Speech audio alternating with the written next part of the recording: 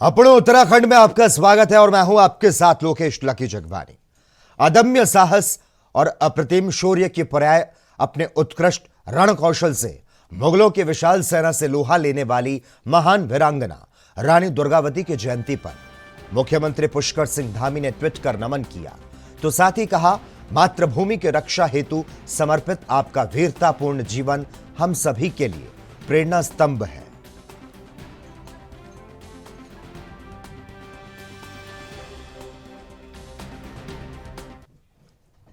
Asian games की महिला compound तीरंदाजी टीम स्पर्धा में उत्कृष्ट प्रदर्शन करते हुए ज्योति सुरेखा वेन्नम, अदिति गोपीचंद स्वामी और परनीत कौर को स्वर्ण पदक जीतने पर सीएम पुष्कर सिंह धामी ने बधाई दी। साथ ही कहा, आपकी यह स्वर्णिम विजय इस बात का प्रमाण है कि दृढ़ संकल्प और टीम वर्क से किसी भी लक्ष्य को प्राप्त किया जा सकता है।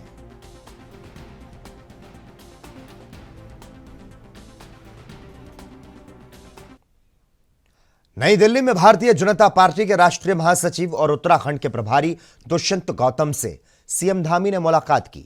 यह जानकारी सीएम ने अपने एक्स ट्विटर से दी। मुलाकात के दौरान सीएम ने कई सामायिक विषयों पर चर्चा की।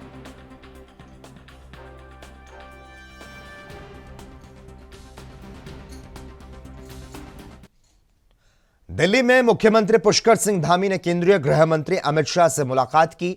मुलाकात के बाद सीएम ने पत्रकारों से बातचीत में बताया कि पिछले दिनों उत्तराखंड में आपदा की स्थिति रही। मुलाकात के दौरान गृह मंत्री को आपदा की स्थिति से अवगत कराया। साथ ही जोशीमठ में आपदा से हुए नुकसान के लिए सहायता का आग्रह किया। गृह मंत्री ने मदद का आश्वासन दिया। धामी ने बताया कि गृह मंत्री से उत्तराखंड में पुलिस सम्मेलन के साथ राज्य से जुड़े कई अन्य मुद्दों पर चर्चा हुई। इन सभी मुद्दों पर गृह मंत्री का मार्गदर्शन प्राप्त हुआ।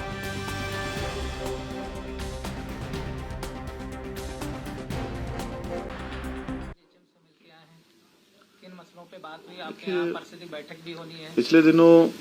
पिछले दिनों राज्य में आपदा की स्थिति रही है और आपदा की स्थिति से मैंने उनको अवगत कराया है, माननीय गृह मंत्री जी को। और साथ ही जोशीमठ में जो आपदा के कारण से नुकसान हुआ है, उस नुकसान के लिए भी मैंने उनसे सहायता के लिए कहा है। उन्होंने मुझे आश्वस्त किया है। और साथ ही साथ मध्य क्षेत्रीय परिषद की बैठक हमारे उत्तराखंड के अंदर 7 अक्टूबर को प्रस्तावित है।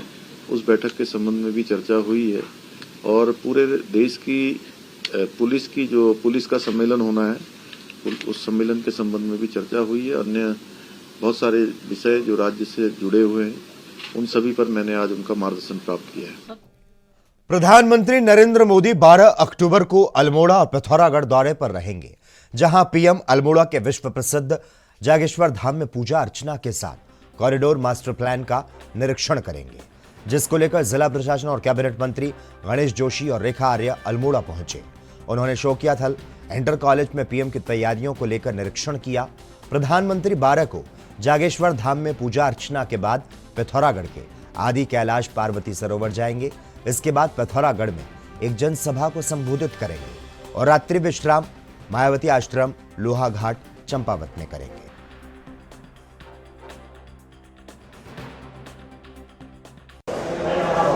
देश के यशस्वी प्रधानमंत्री जो भारत के नहीं आज विश्व के नंबर 1 नेता हैं,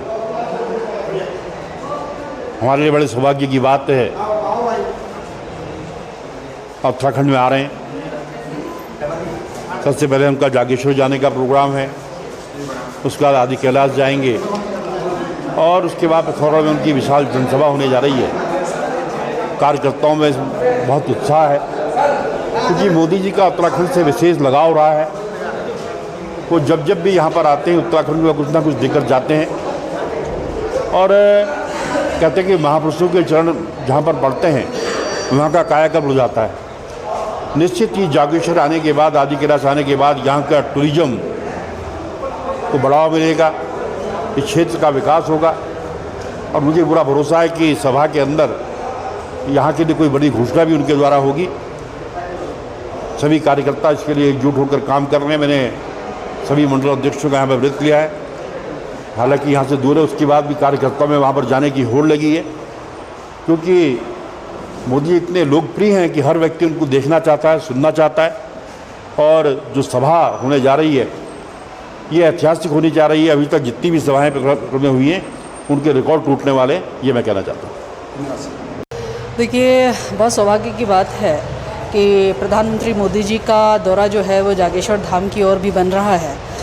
मैं समझती हूँ कि हम सब के लिए बहुत गर्व का विषय है और अब मुझे आगे उम्मीद ये है कि जिस प्रकार से केदारनाथ का डेवलपमेंट हुआ है ठीक उसी प्रकार से अब जागेश्वर धाम का भी डेवलपमेंट होएगा और मुझे लगता है कि विश्व के नक्शे पे जो है वो जागेश्वर धाम भी जो है छाने का काम करेगा।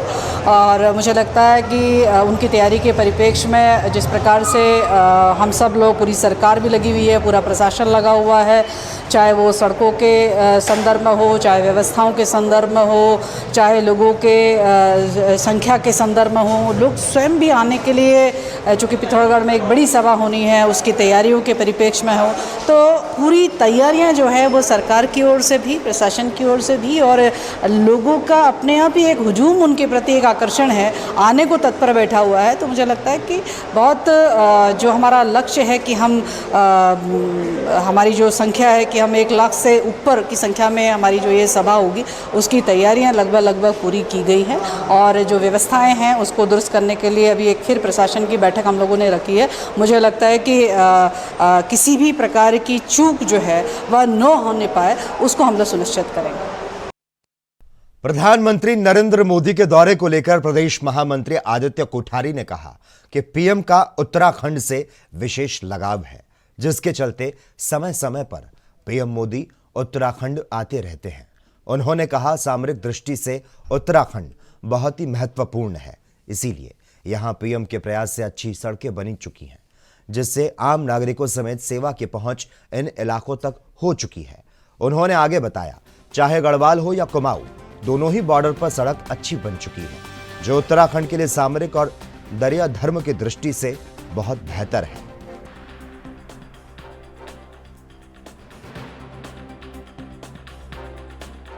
प्रधानमंत्री जी का उत्तराखंड के प्रति विशेष लगाव है, यहाँ की विकास योजनाओं से लेकर के, क्योंकि हमारा बड़ा सौभाग्य है कि उत्तराखंड में 4 धाम यहाँ स्थापित हैं। पूरे देश भर से, और केवल देश ही नहीं विदेश से भी जो है यहाँ यात्री आते हैं, धार्मिक पर्यटन के लिहाज से भी और सामान्य पर्यटन के हिसाब से भी उत्तराखंड लोगों की पहली पसंद बनता जा रहा है।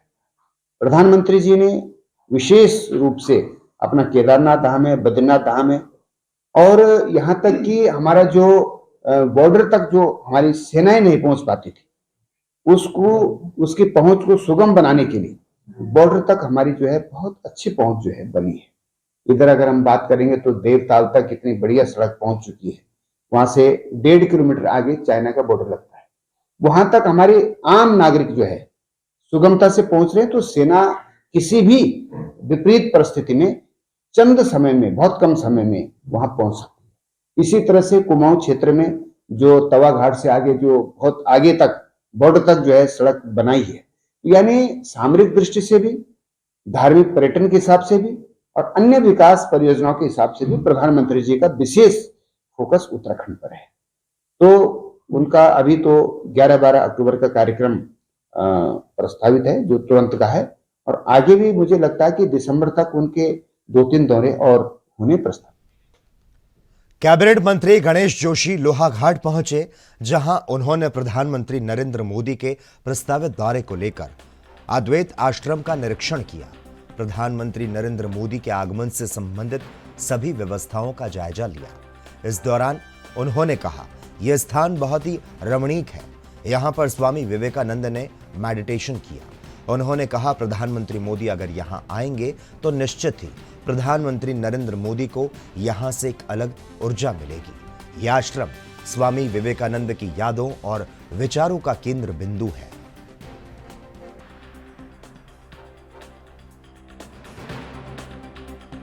बड़े सौभाग्य की बात है कि आज देश के यशस्वी प्रधानमंत्री नरेंद्र मोदी जी, इनका उत्तराखंड से विशेष लगाव है, जिनको 11-12 का प्रस्तावित दौरा है, उत्तराखंड आ रहे हैं। आदि कैलाश भी जाएंगे, मायावती आश्रम में भी आएंगे, उनकी तैयारियों और उसके बाद पिथौरागढ़ में उनकी बड़ी जनसभा होने जा रही है। सरकार की दृष्टि से मुझे जिम्मेदारी दी है और मैं व्यक्तिगत रूप से हर जगह जाकर उन तैयारियों का जायजा ले रहा हूँ। आज आश्रम में आकर मैंने देखा कि आश्रम की अप्रोच रूट, क्योंकि आश्रम तो सुरक्षित स्थिति में है, लेकिन उसकी अप्रोच रोड कैसी है, कि आने जाने की सुविधा है कि नहीं, इन सब चीज़ों को निरीक्षण मैंने यहाँ पर किया है।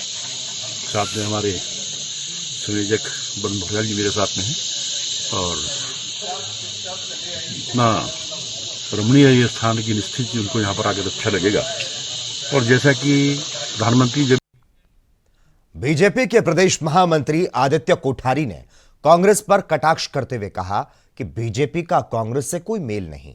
उन्होंने कहा केंद्र सरकार और राज्य सरकार जनता के मुद्दों को देखते हुए काम कर रही है, जिससे जनता का विश्वास बीजेपी पर बढ़ा है। और जिस तरीके से बीते लोकसभा चुनाव में लगभग 62% वोट भारतीय जनता पार्टी ने पूरे प्रदेश में लिए, अब लगभग 75% वोट भारतीय जनता पार्टी को आने वाले लोकसभा चुनाव में मिलेंगे, क्योंकि जनता का भारतीय जनता पार्टी पर पूरा भरोसा है।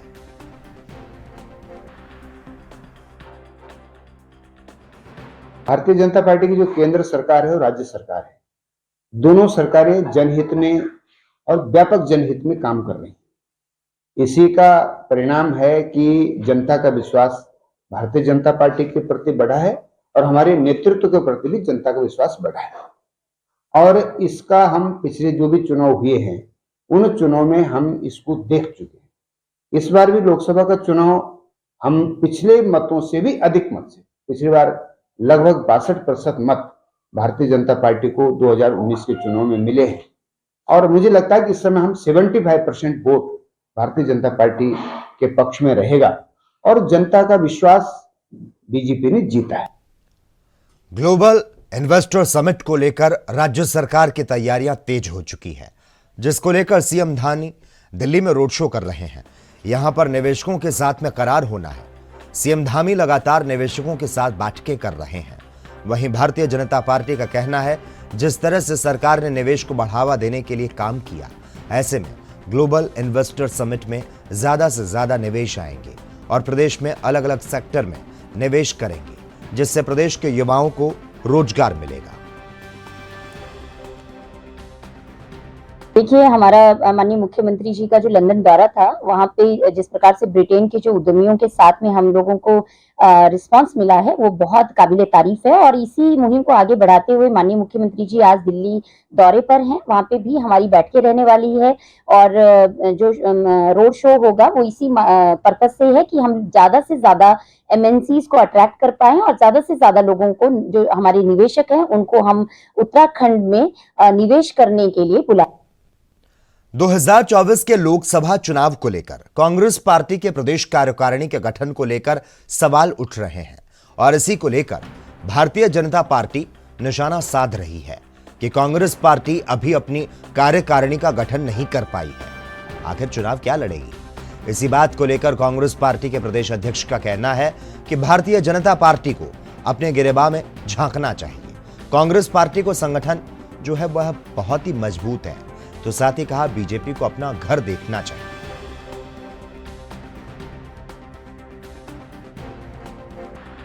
राजनीतिक निर्णय है और अपने हिसाब से किया जाता है। पहले भी 2-2, 2.5 साल तक कार्यकारिणी नहीं है, इसका कोई फर्क नहीं पड़ता।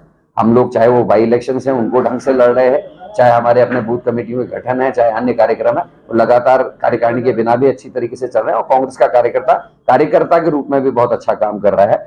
और कमेटी की लिस्ट हमारी दिल्ली गई हुई है, जब भी अप्रूवल मिल जाएगा आपको बता दिया जाएगा। देखिए, कांग्रेस पार्टी का वैसे तो ये अंदरूनी मामला है, लेकिन जिन लोगों ने अपने संगठन को ही मजबूत नहीं किया है, जो अभी कार्यकारिणी तक नहीं बना पा रहे हैं, तो आप समझ सकते हैं कि कितनी अंदरूनी कलह है और कितनी नासमझी है। और ऊपर से ये भी दावा करना कि हम लोग चुनाव जीतेंगे, तो मुझे लगता है ये बहुत ही मूर्खतापूर्ण उनका निर्णय है। मुझे लगता है किसी भी कंपटीशन के लिए व्यक्ति तैयारी करते हैं, अपने संगठन को मजबूत करते हैं, अपनी पूरी सेना तैयार करते हैं, तब जाके मैदान में जंग ऐलान और जीत की बात होती है। तो ये फिसड्डी साबित हो रहे हैं। और अभी आपने ये भी सुना होगा कि इनके पास तो जो इनकी लीडरशिप है उसमें लोग ही नहीं है चुनाव लड़ने के लिए। तो चुनाव 24 में किसको खड़ा करे किसको ना करे, अभी उसमें भी ये बहुत ज्यादा जो है असमंजस की स्थिति में है। और सुनने में ये आ रहा है कि बाहर से पैराशूट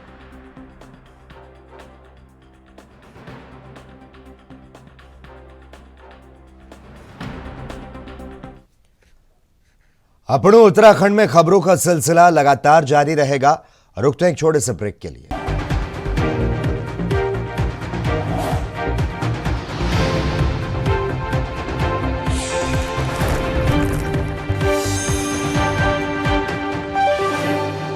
कांग्रेस के उपाध्यक्ष सूर्यकांत धस्माना ने प्रेस वार्ता करते हुए कहा कि अमृतकाल महोत्सव के दौरान पूरे देश में प्रचार प्रसार देखने को मिला। उन्होंने कहा, वीर चंद्र सिंह गढ़वाली से बड़ा स्वतंत्रता सेनानी उत्तराखंड में कोई नहीं हुआ।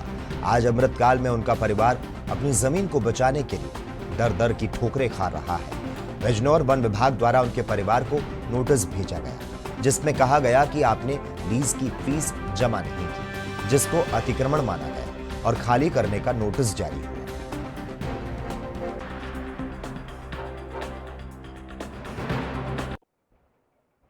गढ़वाली जी की पुत्र वधू से मिला, उनके नाती पोतों से मिला, उनके पूरे परिवार से मिला। उन्होंने सारी व्यथा मुझे कही है, कागज भी मुझे दिए। और सीधे साधे लोग हैं, उनके यहाँ कोई ग्रेजुएट भी नहीं है। अब बच्चे, नातिन उनकी बीए में, मतलब नाती की बेटी वो बीए में पढ़ रही है, अभी बीए पास नहीं करा उसने। कोई ग्रेजुएट भी नहीं है, कोई सरकारी नौकरी में भी नहीं है। एक बड़े बेटे का एक बेटा एक विभाग में कहीं आरटीओ में क्लर्क है, उसके अलावा कोई उनके यहाँ सरकारी नौकरी में भी नहीं है। क्या करा, 23 साल इस राज्य को बने हुए हो गए, कोई भी सरकार रही हो। क्या इन लोगों का, जिन लोगों के कारण आज हम यहाँ पर आपकी सारी आईडीज के सामने ये बात कह रहे हैं, बोलने का अधिकार जिनकी वजह से हमें मिला, देश में हम आजाद हैं, क्या इनका यही सम्मान है? केवल बड़े बड़े विज्ञापन छपेंगे, केवल बड़ी बड़ी बातें होंगी, केवल बड़े बड़े उत्सव महोत्सव होंगे, केवल तमाम बड़े बड़े दावे होंगे, लेकिन जिनके कारण हमको ये आजादी मिली, उनके परिवारों का ये हाल होगा। मैं उनके परिवार में गया, 1-1.5 घंटा मैंने उनके साथ बिताया। उन्होंने अपनी सारी व्यथा कही और मैंने उनको आश्वासन दिया है। और मैं आपके सामने घोषणा कर रहा हूं, पहले तो मेरी उत्तराखंड सरकार से मांग है कि उत्तर प्रदेश में उनको 60 बीघा जमीन मिली हुई, उनको उत्तराखंड की सरकार को भी देना चाहिए जमीन। और उत्तर प्रदेश के मुख्यमंत्री जी से मेरी मांग है कि लीज नहीं, जो भूमि 60 बीघा भूमि उनके कब्जे में है, उसको रेगुलराइज करके उनके नाम करना चाहिए, उनको अधिकार देना चाहिए भूमिधरी का। और लोकसभा चुनाव के लिए अपनी दावेदारी पेश कर रहे नेताओं पर प्रतिक्रिया देते हुए बीजेपी के संगठन महामंत्री आदित्य कोठारी ने कहा, भारतीय जनता पार्टी में नेताओं की कमी नहीं और यही वजह है यहां एक से ज्यादा नेता अपनी दावेदारी पेश कर रहे हैं। साथ ही उन्होंने कहा, बीजेपी एक लोकतांत्रिक पार्टी है जिसके अंदर और बाहर लोकतंत्र मौजूद है। उसके साथ ही टिकट किसको मिलेगा ये बीजेपी का पार्लियामेंट्री बोर्ड तय करेगा।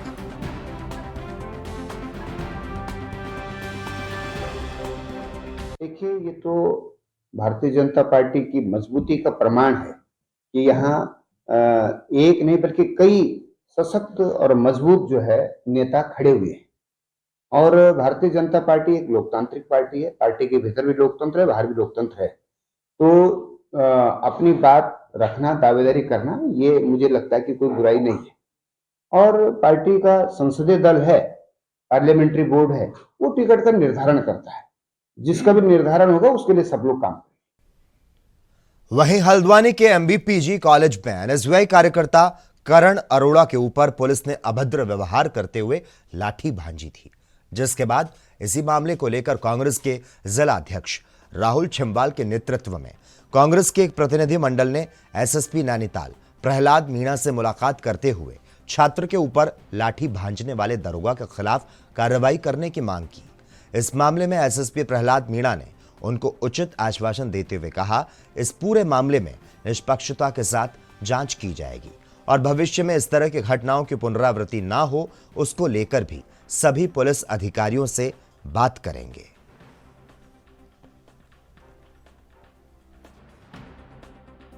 छात्र नेताओं के साथ अपने जो हमारे एनएसयूआई के साथी हैं और कॉलेज के हमारे स्टूडेंट हैं, उनके साथ मैं यहाँ पर आया हूँ। कल हमारे छोटे भाई करण अरोड़ा जो यहाँ पर छात्र संघ के सचिव रहे हैं, जिस तरीके से उनके साथ एक पुलिस के द्वारा अभद्रता की गई और जिस तरीके से पुलिस के द्वारा उनके साथ एक अमानवीय व्यवहार किया गया, उसको लेकर के आज हम लोग एसपी साहब से मिले और निश्चित रूप से एसपी साहब से मिलकर के हमें बहुत सी चीज़ों को हमें ये आश्वासन मिला और हमें उन्होंने ये बताया कि भाई इस तरीके की कोई घटना भविष्य में हमारे छात्रों के साथ नहीं की जाएगी और कोई भी जो भेदभाव होता है वो उस तरीके का नहीं किया जाएगा। और निश्चित रूप से जिस दरोगा ने हमसे ये कहा था कि भाई जिस तरीके से बदतमीजी की थी उसके खिलाफ हमने शिकायत की, तो उनने एसएसपी ने उसमें उचित कार्रवाई करने की हमसे बात कही है और निश्चित रूप से हमें भरोसा है कि एसएसपी उसमें उचित कार्रवाई करेंगे और वो जो दरोगा हैं जिस तरीके से उन्होंने कृत्य किया है, जो अन्य जो हमारे साथी ऐसे जो चुनाव में आएंगे, मैं समझता हूँ कि पुलिस के ही लोग हों कोई भी हों, तो वो किसी व्यक्ति विशेष को देख करके कोई ऐसा वो ना करें। अगर लगता है कि कहीं कोई गलत है, गलत के साथ ही वो गलत करें, लेकिन जिस तरीके से उन्होंने हमारे छात्र नेता को टारगेट करके उसके साथ ही लाठीचार्ज किया वो बहुत ही निंदनीय है और हम उसकी निंदा करते हैं। पूरी तरीके से सेटिस्फाइड है, क्योंकि जो कल प्रकरण हुआ था हमारे छोटे भाई का, तो उस पर हमने इनसे बात रखी, तो जो दरोगा थे उसमें सुशील जोशी करके, तो हमने इन पर मांग रखी कि आप उनके खिलाफ कार्रवाई करें, तो उन्होंने हमें आश्वासन दे रखा कि आज शाम तक या कल तक उन्हें वो उस प्रभार से हटा देंगे, क्योंकि वो चुनाव भी सर पे हैं कॉलेज के, तो उनको चुनाव प्रभारी बनाया गया था जोशी जी को, इन्होंने इनके साथ मारपीट करी, थोड़ी अभद्रता का व्यवहार करा था। तो कप्तान साहब ने हमें कह रखा कि भविष्य में ऐसा नहीं करेंगे और कल तक या हो सकता है कि आज शाम तक उनको हटा देंगे, नहीं हटाएंगे तो फिर हम दोबारा बात करने आएंगे, लेकिन हमें एक उम्मीद है कि ऐसा कर देंगे। उन्होंने खेत जताया इस बात के लिए और आगे भी साथ देने की बात करी हमारी। और इसी के साथ ही अपनों उत्तराखंड में बस इतना ही। तमाम अहम खबरों के लिए जुड़े रहिए ANB न्यूज के साथ।